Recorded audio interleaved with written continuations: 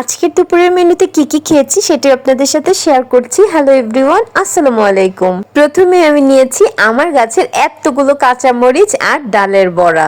ডালের বড়াটা দিয়ে মাখিয়ে প্রত্যেক লোকমায় লোকমায় একটা করে মরিচ ভরে ভরে খেতে অনেক বেশি মজা লাগছিল। এবার আমি নিয়েছি শুটকি ভুনা দিয়ে, আর এই শুটকি ভুনাটা করেছি লইট্টা শুটকি আর কাঁঠাল বিচি দিয়ে। এত বেশি মজা হয়েছে এটা খেতে। মজা পেয়ে আমি আরো কতখানি শুটকি ভুনা আরো নিয়ে আমি বেশিরভাগ ভাত কিন্তু শুটকি ভুনা দিয়ে খেয়ে ফেলেছি।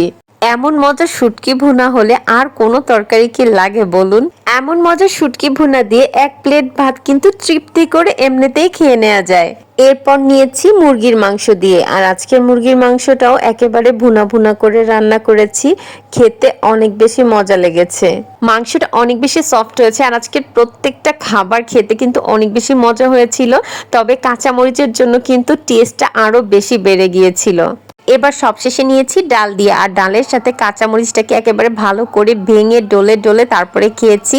অনেক ভালো লেগেছে আলহামদুলিল্লাহ। এগুলো ছিল আমার আজকের দুপুরের খাবার। অনেক বেশি মজা করে খেলাম। Thanks for watching. Tata, take care, আল্লাহ হাফিজ।